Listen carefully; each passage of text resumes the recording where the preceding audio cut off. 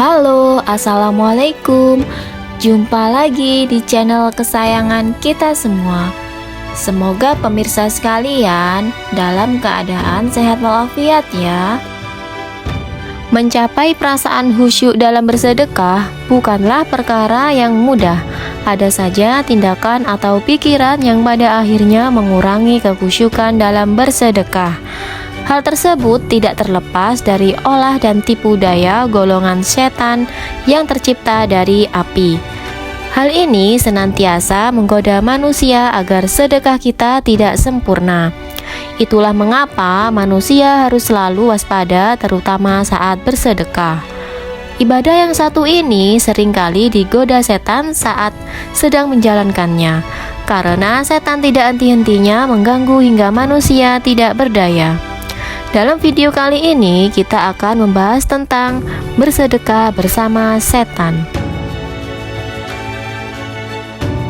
Pemirsa sekalian, mereka yang merasa was-was atau ragu dalam niat baiknya dalam bersedekah biasanya akan berlangsung hingga saat mulai bersedekah. Hal itu membuat orang ragu terkait ibadah ini yang seharusnya dijalankannya. Misalnya, kita bersedekah apakah terlihat orang atau tidak. Kadang orang bersedekah menunggu orang lain melihat kita. Bahkan kadang orang bersedekah sering pilih-pilih. Contohnya, ketika kita memberi makan kucing liar dengan kucing kita sendiri. Jika mengalami hal ini, Anda patut waspada karena sebenarnya Anda tengah bersama dengan setan yang menggoda. Setan menghembuskan was-was dan syubhat dalam diri manusia. Hal ini sudah dilakukan sejak awal.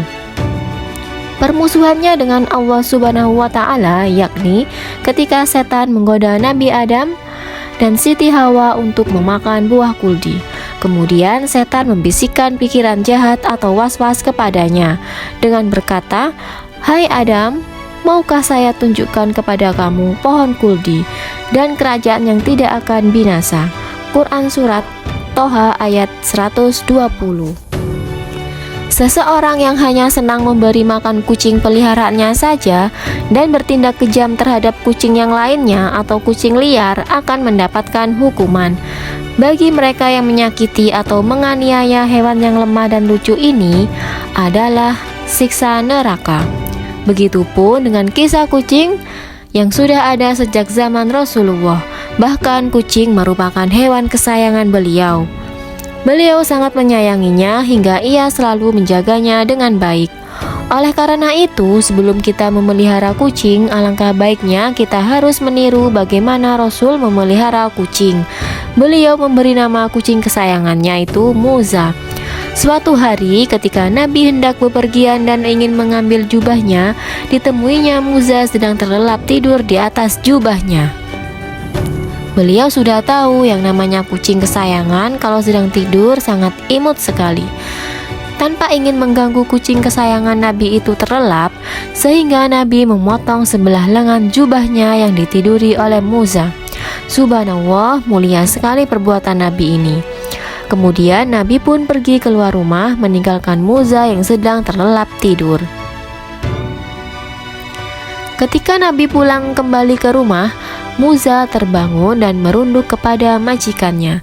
Sebagai balasan, Nabi menunjukkan kasih sayangnya kepada Muza dengan mengelus lembut kepada Muza. Dalam aktivitas lainnya, ketika Nabi menerima tamu, beliau selalu duduk menggendong Muza. Dan ketika duduk, Nabi meletakkan Muza di pahanya. Salah satu sifat Muza yang Nabi suka adalah ia selalu mengeong ketika mendengar azan, seolah-olah suaranya terdengar mengikuti lantunan suara azan.